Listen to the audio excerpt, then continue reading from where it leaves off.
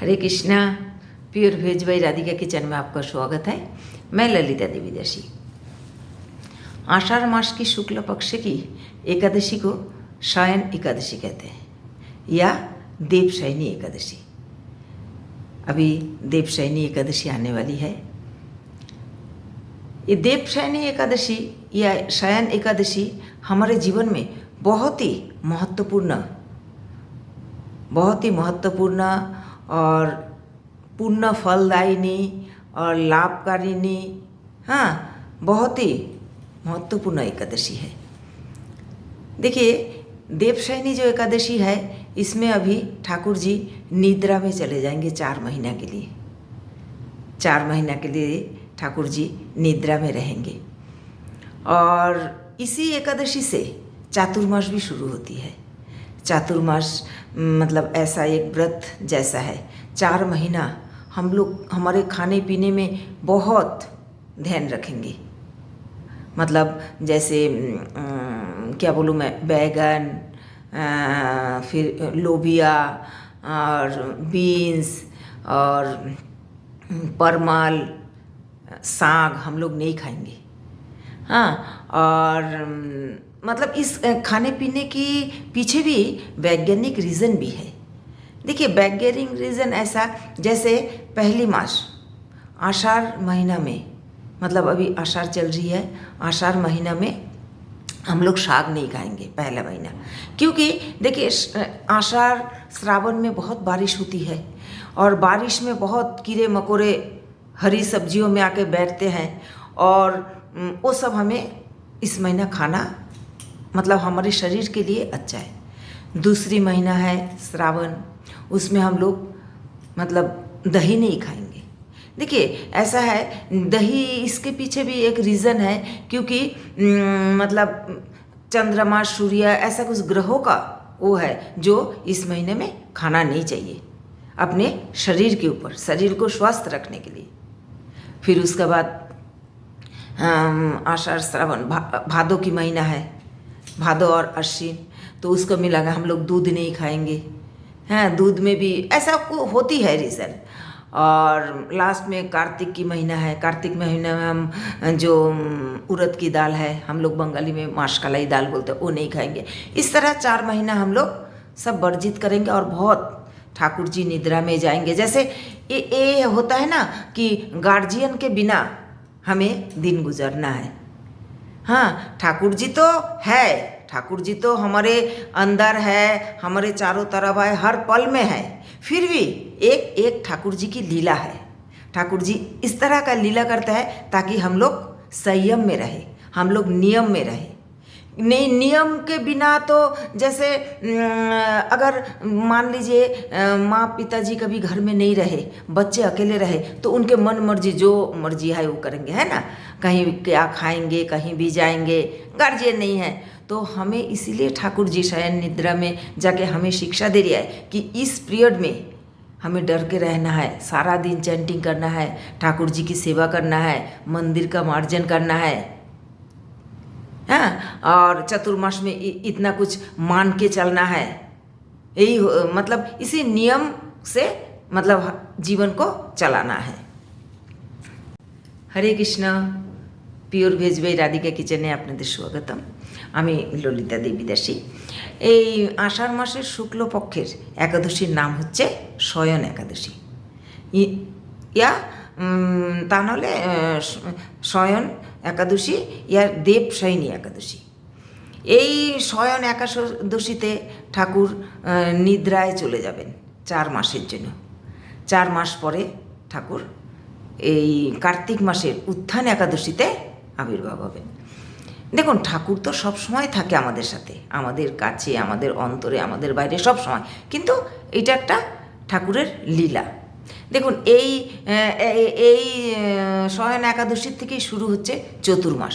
চতুর্মাসে আমাদের অনেক কিছু নিয়মকানুন মেনে চলতে হয়, খাওয়া দাওয়ায়, সব কিছু। খাওয়া দাওয়ায় আমরা শিম, বেগুন, বরবটি, অনেক কিছু এগুলো বাদ দিয়ে খাবো। সরষার তেল খাবো না, সরষা খাবো না।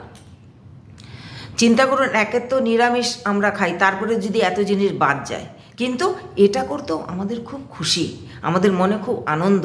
কেন? আমরা ঠাকুরের জন্য এইটা করছি, ঠাকুর এই নিয়মটা মানিয়েছে। আমরা যিনি আমাদের মানে সব, যিনি আমাদের এই জীবনটা দিয়েছেন, তার জন্য যে আমরা কিছু করতে পারছি, এটা আমাদের খুব খুশি। তারপরে দেখুন এই শয়ন একাদশীতে, একাদশীর পর থেকেই যে কার্তিক মাসে উত্থান একাদশী হবে, তখন আমরা ব্রত করব। এগুলো সব বানিয়ে আমরা ঠাকুরকে দেব, দিয়ে তারপরে আমরা খাবো। আর এই জন্যে এই একাদশী খুব মহত্বপূর্ণ একাদশী।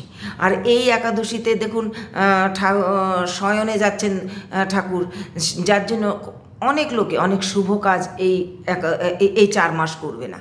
অনেক আছে, বিয়ে শাদি, বিয়ে, অনেক কিছু, এই শুভ কাজ, মাঙ্গলিক কাজ এই 4 মাস হবে না। কেননা ঠাকুর সামনে থাকলেই তো তখন আমরা করতে পারি। আর এরকম অনেক নিয়ম আছে, মানে বলতে গেলে অনেক কিছু বলতে পারি, কিন্তু বললে আমার ভিডিও অনেক লম্বা হয়ে যাবে, আপনারা দেখবেন না। এমনিই আমার ভিডিও কেউ দেখতে চায় না, কেননা আমি সবসময় ঠাকুরের কথা বলি। তো চলুন এখন আমরা একটু এই ব্রতর কি নিয়ম, এই ব্রতর কি মহত্ব, এই ব্রতর কি কথা একটু শুনে নিই। মহারাজ যুধিষ্ঠির বললেন, হে কৃষ্ণ, আষাঢ় মাসের শুক্লপক্ষের একাদশীর কি নাম, এর কি মহিমা, তা আমাকে কৃপা করে বলুন। শ্রীকৃষ্ণ বললেন, ব্রহ্মা এই একাদশীর সম্পর্কে দেবর্ষি নারদকে যা বলেছিলেন, আমি সেই আশ্চর্যজনক কথা আপনাদের বলছি। শ্রী ব্রহ্মা বললেন, হে নারদ, এ সংসারে একাদশীর মতন পবিত্র আর কোনো ব্রত নেই। সকল পাপ বিনাশের জন্য এই বিষ্ণুব্রত পালন করা একান্ত কর্তব্য, একান্ত অবশ্য। যে ব্যক্তি এই প্রকার পবিত্র, পাপনাশক এবং সকল অভীষ্ট প্রদাতা একাদশীর ব্রত না করে, তাকে নরক, কেউ যদি আর কি না করে, তাকে নরকগামী যেতে হয়। আষাঢ় মাসের শুক্লপক্ষের এই একাদশীর নাম শয়ন একাদশী কিংবা দেবশয়নী একাদশী নামে বিখ্যাত। ভগবান ঋষিকেশের জন্য এই ব্রত পালন আমাদের করা একান্ত কর্তব্য, একান্ত উচিত।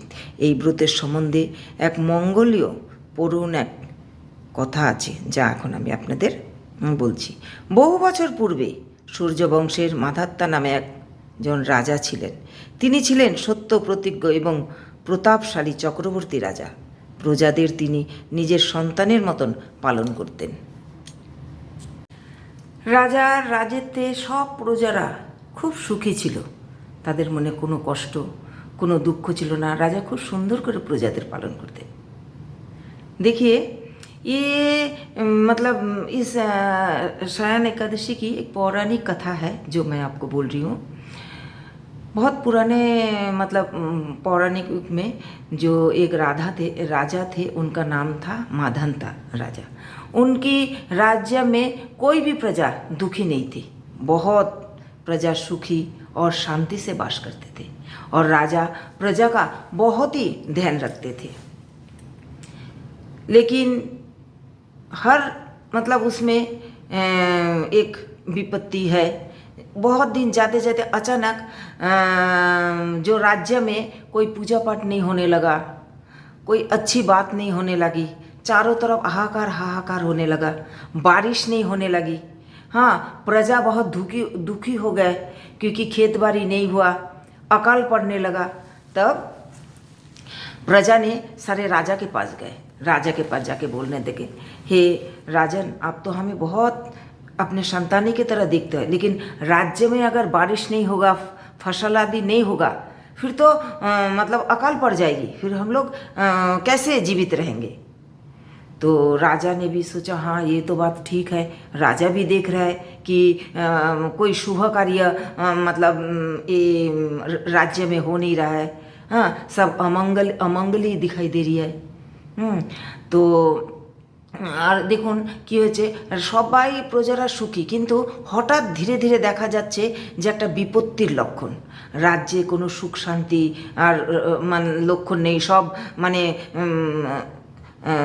মানে কি বলবো আপনাদের, চারিদিক থেকে সব দুঃখেরই কথা আসছে, সবার এই হচ্ছে, কারো ওই হচ্ছে, রাজ্যে বর্ষা হচ্ছে না, ফসল হচ্ছে না, আর ধীরে ধীরে ধীরে ধীরে আর কি ফসল হচ্ছে না। প্রজারা ধীরে ধীরে বুঝতে পেরে খুব দুঃখী হয়ে গেল যে আমাদের রাজ্যে হঠাৎ কেন এরকম শুরু হলো।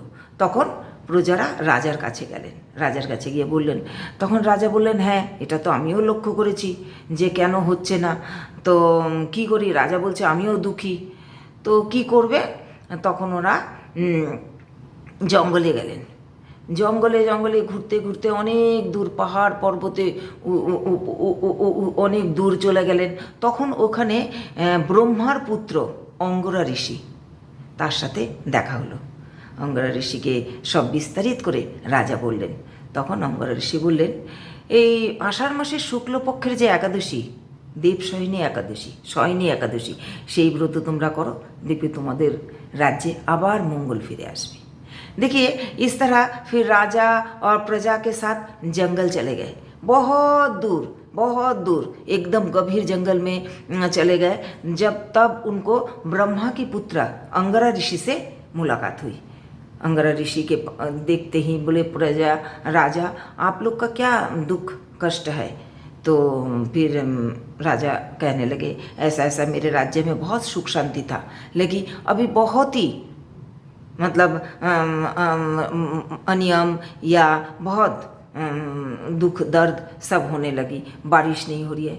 फिर अंगरा ऋषि ने बोले कि हे राजन, ये आषाढ़ मास की जो शुक्ल पक्ष की एकादशी है, शयन या देवशयनी एकादशी के नाम जाता है, ये व्रत आप पालन कीजिए, फिर आपके राज्य में सुख शांति वैभव सब आएगी। तो इस तरह मतलब हमें हर समय भगवान की सेवा में करना चाहिए, भगवान की सेवा में रहना चाहिए और एकादशी का व्रत जरूर पालन करना चाहिए। भगवान ऋषिकेशेर कृपाय प्रजागण सुखी हलो। सुख ও মুক্তি প্রদানকারী এই উত্তম ব্রত পালন করা আমাদের সবার কর্তব্য, সবার করা উচিত। বৈবর্ত পুরাণে যুধিষ্ঠির শ্রীকৃষ্ণ তথা নারদ ব্রহ্ম সংবাদে এই রূপে একাদশীর এই মাহাত্ম্য বর্ণিত আছে। তাই আমাদের একাদশী সবার করা উচিত।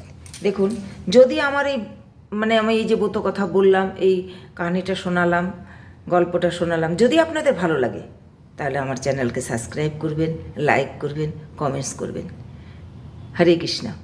देखिए, अगर मेरे ये व्रत कथा आप लोग को पसंद आई है और अच्छा लगा तो मेरे चैनल को ज़रूर सब्सक्राइब कीजिए, लाइक कीजिए, कमेंट्स कीजिए। हरे कृष्णा।